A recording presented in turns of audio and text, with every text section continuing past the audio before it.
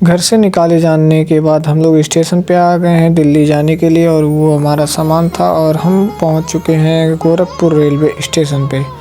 और अभी हम वेट कर रहे हैं अपने प्राइवेट जेट का प्लेटफॉर्म नंबर 2 पे, और देखते हैं कब तक हमारा ट्रेन आता है। ट्रेन तो हमारा है 11 बजे का, और अभी टाइम हो चुका है 10:24, यानी कि अभी काफ़ी टाइम है ट्रेन आने में, मतलब हमारा प्राइवेट जेट। भाई हम लोग घर वापस जा रहे हैं, टाइम हो गया है 12 बजे और ट्रेन लेट है 11 घंटे के लिए। ट्रेन था हमारा वो लेट हो चुका था 11 घंटे के लिए, और हम जा रहे थे वापस घर। जैसा कि हमारे साथ हमेशा होता है गाइस, हमारी किस्मत लगी पड़ी रहती है, तो इस बार भी लग गई और 11 घंटे के लिए हमारा ट्रेन हो गया था लेट, वो भी रात के 12 बज चुके थे। तो हमें समझ में नहीं आ रहा था गाइस हम क्या करें, रुके या घर जाएं, क्या करें। तो हमने सोचा चलो घर ही चलते हैं। तो हम घर जाने का प्लान कर रहे थे और ये दोनों एक दूसरे को कोस रहे थे कि तुम हो, तुम पनौती हो, तुम पनौती हो। तो गाइस पनौती तो वो दोनों थे, हम नहीं थे। तो हम देखते हैं रात के हमें कोई ऑटो मिलता है या नहीं। वैसे तो हम एक फ़ोन कॉल करें तो पूरा गोरखपुर आ जाए हमें लेने के लिए, लेकिन हम रात में डिस्टर्ब नहीं करना चाहते उनको, तो हम अपने साधन से ही जाएंगे, या देखते हैं कोई फॉर्च्यूनर वगैरह या कोई लग्जरी कार आती है तो उसमें बैठ के जाएंगे। सब रिक्वेस्ट करते हैं गाइस हमको बैठने के लिए गाड़ी में। भाई सब कुछ ज़्यादा नहीं हो गया, मतलब कुछ भी। गाइस पता नहीं क्या हो गया, सुबह दिन से हम लोग का पनौती छा गया है।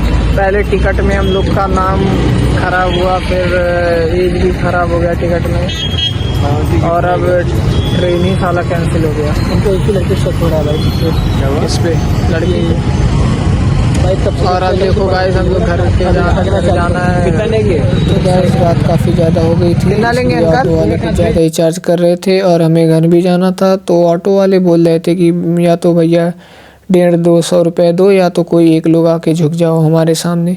तो हम लोगों में से कोई रेडी नहीं हुआ, ना पैसे देने के लिए ना झुकने के लिए। तो ये वक्त आ गया था अपने धुरंधरों को याद करने का, अपने दोस्तों को बुलाने का। अब देखते हैं इस मुश्किल वाले घड़ी में कौन दोस्त हमारा साथ देखता है, कोई आता भी है या नहीं आता है। ये वक्त आ गया था इम्तिहान लेने का, और हम जा रहे हैं अपने किसी एक फ्रेंड को कॉल करने और बुलाते, देखते इतने रात में आता है या नहीं। तो गाइस बहुत ज़्यादा रिक्वेस्ट, मेरा मतलब बहुत ज़्यादा कहने के बाद, मतलब एक ही बार कहने पे आ गए थे। तो गाइस कुछ दोस्त आ गए थे अपने दूध का कर्ज निभाने, और रात में हमें पिकअप करके खुद के घर पे ले जाने के लिए। तो हम जाते हैं इनके घर, और आज रात इनके रूम पे ही स्टे करते हैं, क्योंकि इनका रूम काफ़ी पास में ही है स्टेशन के, गोरखपुर रेलवे स्टेशन के। तो हम आज रात यहीं पे स्टे करेंगे और देखते हैं सो पाते हैं या नहीं, क्योंकि जब लौंडे लोग साथ में होते तो बकचोदी बहुत होती है। वैसे तो गाइस हमारे पास मेरा खुद का होटल है, 4 बंगलो है गोरखपुर में, लेकिन हम सोचते हैं कुछ टाइम अपने दोस्तों के साथ स्पेंड करने के लिए, इसीलिए आज रात में इनके साथ स्टे करते हैं। और ये भाई यार कितना तेज़ बाइक चला रहा, मेरा तो कुछ नहीं हो रहा गाइस, हमको तो कुछ नहीं होता, हमको तो आदत है, इससे ज़्यादा तेज़ हम चलाते हैं वो आराम से। भाई गाइस इसका टायर ज़मीन पे पड़ ही नहीं रहा, ये लगता है इसी से ये ऊपर पहुंचा देगा हमको। तो वैसे हम रूम पे पहुंच रहे हैं और उठेंगे सुबह और जाएंगे फिर से स्टेशन पे, और देखते हैं क्या होता आगे।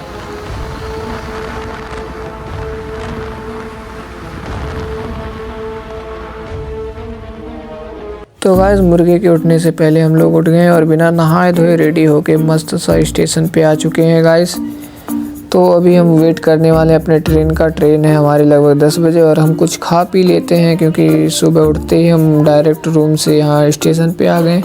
और देखते हैं ट्रेन हमारी आती है या नहीं, या कल की तरह फिर से बकचोदी होती है। अभी टाइम हो चुका है लगभग ट्रेन का आने का कुछ देर में। तो गाइस जैसा कि आप सामने देख सकते हैं ये सब मेरे बाउंसर्स लोग हैं, ये सब हमको मेरे फैंस से बचाने के लिए यहाँ पे सामने लगाए गए हैं, और इसी ठेले पे हम लोग बैठ के स्टेशन पे आए हैं। तो कुछ लोग ट्रेन में घुसने के लिए लड़ाई झगड़ा करने लगे कि विंडो सीट पे हम पहले बैठेंगे, हम पहले बैठेंगे, और आपस में झगड़ने लगे। मेरा ज़मीर अंदर से कह रहा था जाकर झगड़ा सुलटा ले, लेकिन मेरे पैर कह रहे थे नहीं बेटा तुम यहीं पे रहो। अभी स्टेशन पे मुझे एक ठेला नज़र आया जिसको देखकर मुझे माला माल बिकने की याद आ गई।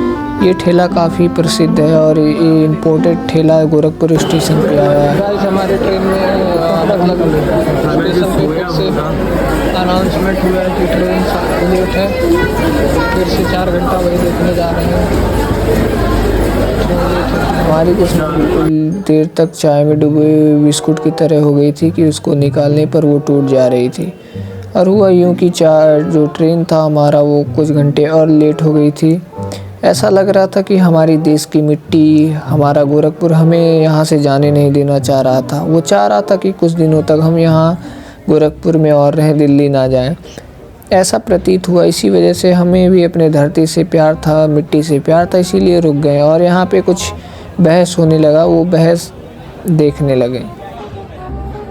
मुझे लगा कि स्टेशन पे कोई सेलिब्रिटी या इन्फ्लुएंसर आया, इसीलिए इतनी भीड़ लगी हुई है। बाद में पता चला कि ये हमारे ट्रेन के पैसेंजर हैं जो बौखला गए थे। ट्रेन 11 घंटे कल रात को लेट और आज सुबह 8 घंटे और लेट। इसी वजह से इतने लोग गुस्से हो गए थे। मेरा ज़मीर अंदर से कह रहा था हम जाके आगे का कमान संभालें, क्योंकि हम पुराने आंदोलनकारी रह चुके हैं। लेकिन मेरा पैर जो कह रहा था, मेरे कदम जो कह रहे थे, वो कुछ और ही कह रहे थे कि भाई तुम पीछे ही रहो। तो हम नहीं गए, हम पीछे से ही लोगों को प्रोत्साहित करते रहे।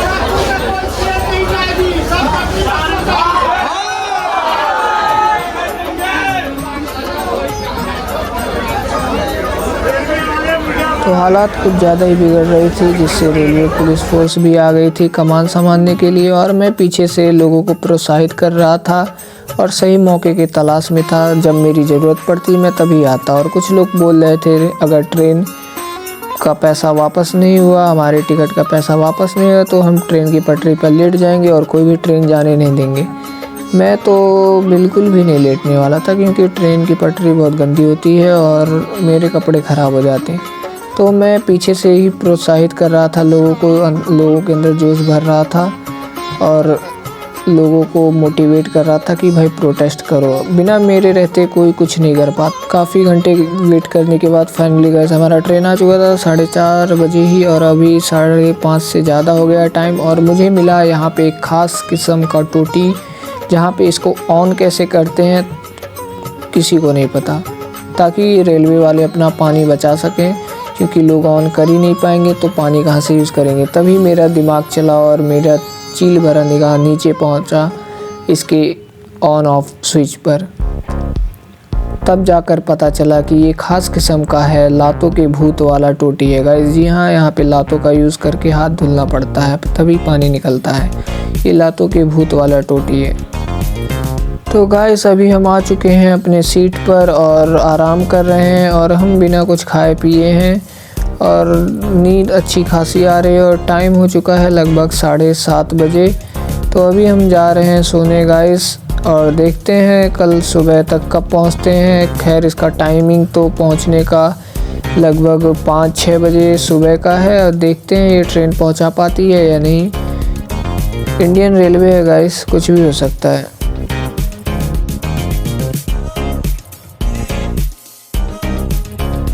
तो गाइस सुबह हो चुकी है और मैं उठ चुका हूँ और जैसे सरकारी कर्मचारी होते हैं वैसे ही ये ट्रेन भी है लेट काम करने वाली गाइस। इसका टाइमिंग था लगभग 5-6 बजे सुबह पहुँचाने का और अभी टाइम हो चुका है 8:30 बजे और मुझे समझ में नहीं आ रहा अब मैं क्या करूँ, इतना लेट हो चुका है।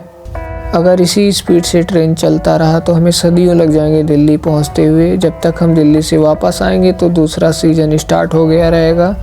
तो अभी देखते हैं कब तक पहुंचाता है गाइस दिल्ली हमें ये। फाइनली गाइस हम दिलवालों की दिल्ली में आ चुके थे और वेट कर रहे थे कोई दिलवाली भी मिल जाए हमें दिल्ली में तो हमारा भी दिन बन जाए, लेकिन कोई नहीं मिली। खैर उनको पता होता तो हमारे स्वागत के लिए काफ़ी भीड़ इकट्ठी हो गई होती, लेकिन उन्हें पता ही नहीं है कि हम दिल्ली आए हैं। तो ये रहा दिल्ली का स्टेशन और हम जा रहे हैं अपने रूम पे। शाम हो चुका है और देखते हैं कितना टाइम लगता है हमें रूम में पहुंचने में।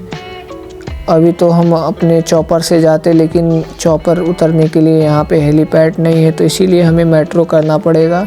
कभी कभार सोचते हैं पब्लिक ट्रांसपोर्ट भी यूज़ कर लेना चाहिए ताकि गवर्नमेंट का भला हो जाए। तो अभी हम जा रहे हैं मेट्रो में, अभी लिफ्ट का वेट कर रहे हैं। ये लिफ्ट ऊपर आएगी, फिर हम नीचे जाएंगे, फिर बैठेंगे मेट्रो में और जाएंगे अपने रूम पर।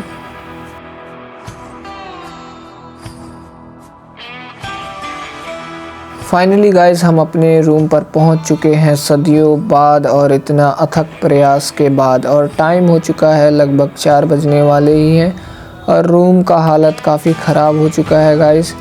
यहाँ पे चूहों ने और तरह तरह के लोगों ने रूम का मार लिया है अच्छे से, और यहाँ की लाइट भी नहीं जल रही है। ऐसा लग रहा है कि खंडहर हो चुका है। बिना मेरे सामान सब बिखरे पड़े हैं, सब कुछ इधर उधर है। अभी हमें साफ़ सफाई करनी होगी गाइस, तो हम करते हैं साफ़ सफाई और मिलते हैं अगले ब्लॉग में। धन्यवाद, बाय।